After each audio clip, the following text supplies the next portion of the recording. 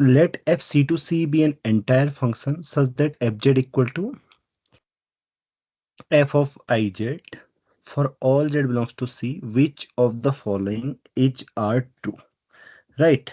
तो पहला ऑप्शन बोल रहा है कि F Z equal to F minus Z होगा, राइट?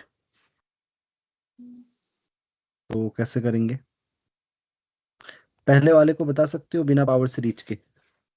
दूसरे वाले sir f of z equal to f of iz, so f of iz equal to f of I into iz, so f of minus z हो गया।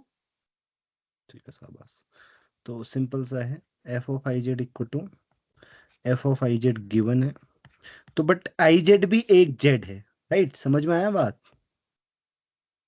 हाँ sir. I mean I Z भी कोई ये कह रहा है कि किसी भी कॉम्प्लेक्स नंबर की वैल्यू जब उसके आई से प्रोडक्ट करते हैं, दोनों की कॉम्प्लेक्स वैल्यू यही है, तो आई जेड भी तो एक कॉम्प्लेक्स नंबर है, तो उसको भी आई से मल्टीप्लाई करेंगे तब भी सेम ही रहना चाहिए, आई इंटू आई जेड।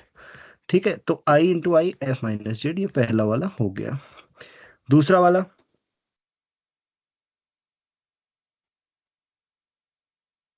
दूसरा वाला सर पावर सीरीज से करेंगे। नहीं, डायरेक्ट डिफरेंशिएट कर लो फंक्शनल इक्वेशन को, देखते हैं क्या आता है। ओके, उससे भी करेंगे, उससे भी हो जाएगा, तो चार के चार ऑप्शन एकदम झटके से आ जाएंगे, ऐसा नहीं है। तो F dash Z equal to क्या होगा? आई बाहर आएगा, right? F dash of i Z होगा, राइट? ऐसे आएगा ना। और हमें चाहिए क्या? तो यहां से क्लियरली पता चल रहा है एफ जीरो इज जीरो है, राइट? एफ सर डैश इसको यूज करके ज्यादा जल्दी हो जाएगा। अच्छा हाँ हाँ, ये देखो दोनों पुट साइड जीरो पुट कर लो, हाँ put Z equal to zero, और फिर दो बार डिफरेंशिएट करोगी वो सिमिलरली आई आगे आते रहेगा बस, राइट? इसको और डिफरेंशिएट करो तुम, तो एफ डबल जीरो भी जीरो आएगा, राइट? एफ ट्रिपल जीरो भी जीरो आएगा। समझ में आई बात? आसान है ना? हाँ। क्योंकि इसी को डिफरेंशिएट करोगी तो क्या आएगा, इस तरफ डबल डैश हो जाएगा और इस तरफ आई बाहर आएगा और डबल हो जाएगा, फिर जीरो पुट करो वो हो जाएगा, राइट? दोनों हो जाएंगे। तो दूसरा वाला भी ट्रू है, पहला वाला भी ट्रू है, दूसरा वाला भी ट्रू है। तीसरा वाला हाँ, तीसरा पहले वाला डी वाला पहले डी वाला करते हैं। एफ नेसेसरली है कंटिन्यूअस फंक्शन, तो टेक, ये तो तीसरा वाला जो भी देख लेगा ना वही आसानी से गलत कर देगा ना, क्योंकि वो बोलेगा चलो जेड फोर ले लेते हैं, सिंपल है ना। हाँ। तो ये हो गया। अब तीसरा वाला बताओ।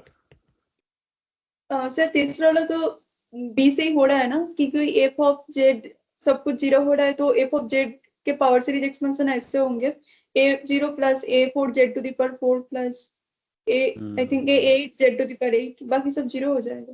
राइट, देखो सिमिलरली ये सारे जीरो आएंगे, नो कमेंट अबाउट क्या होगा, बिकॉज किसके बारे में कमेंट नहीं कर सकते, मतलब फोर्थ मल्टीपल में, राइट?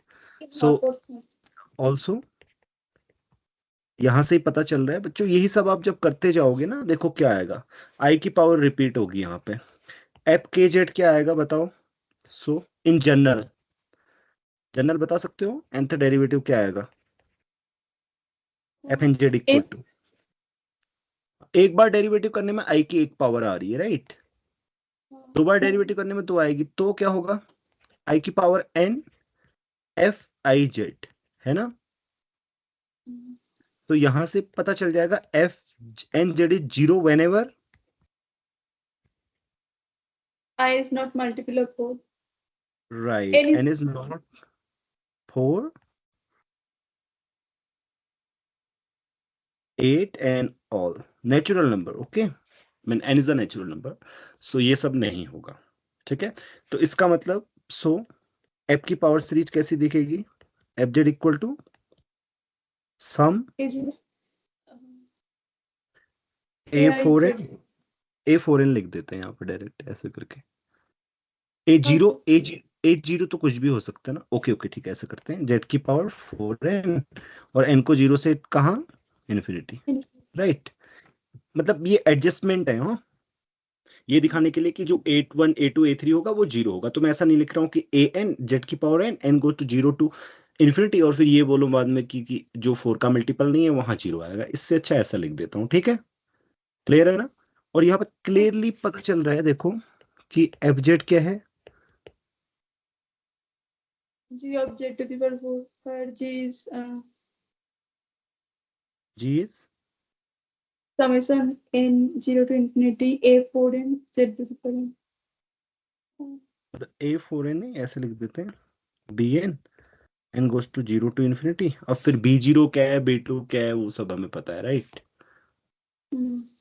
ऐसे लिख देता हूँ। देखो बच्चों, आप देख रहे होंगे तो कुछ लोग आप में से थोड़ा सा प्रॉब्लम होती है किसी को, तो ऐसे लिख के दिखा देता हूँ। Okay, a four a eight z eight dot dot dot. तो ये बी ऐसा फंक्शन है, आप जेड फोर को डब्ल्यू मान लीजिए, ठीक है?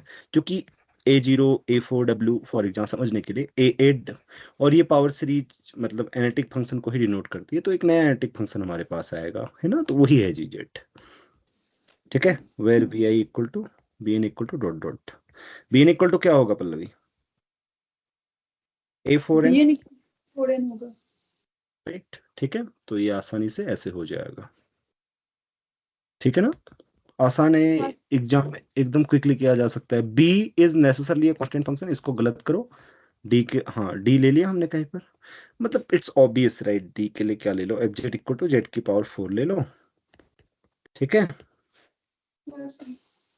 या कांस्टेंट फंक्शन ले लो, कोई भी कांस्टेंट फंक्शन तो हमेशा एग्री करते हैं दो ही वैल्यूज पर, क्या है ना? सो इस तरीके से ये सॉल्व होगा। Any question? No, sure. तो मैं दे दूं एक क्वेश्चन, चलो घर के लिए देता हूँ, ठीक है? यहाँ पे के लिए नहीं।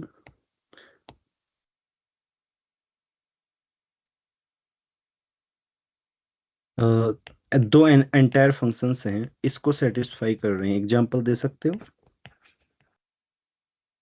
Sin z and cos z. तो यही क्वेश्चन होगा? क्या होगा फिर क्वेश्चन, गेस करो। Prove अब तो that हो f he, of z if and g equal to sin z and cos z होगा। हाँ classify है। नहीं नहीं नहीं, ऐसा नहीं होगा। Classify all such functions, but तुम ऐसे मत सोचना कि वो क्लासिफिकेशन वो होगा जो आपने बोला, क्योंकि मैं आपको एग्जांपल देता हूँ, साइन ई की पावर जेड और कॉस ई की पावर जेड भी तो उसको सेटिस्फाई करेंगे। हाँ वही sin के कॉम्पोजिशन फंक्शन ही होगा। sin के तुमने देखा तो नहीं है क्लास में ये क्वेश्चन? शायद देखी हूँ कहीं पे, तो क्लास में ही शायद देखी हूँ। चलो ठीक है, फिर कर लेना दोबारा।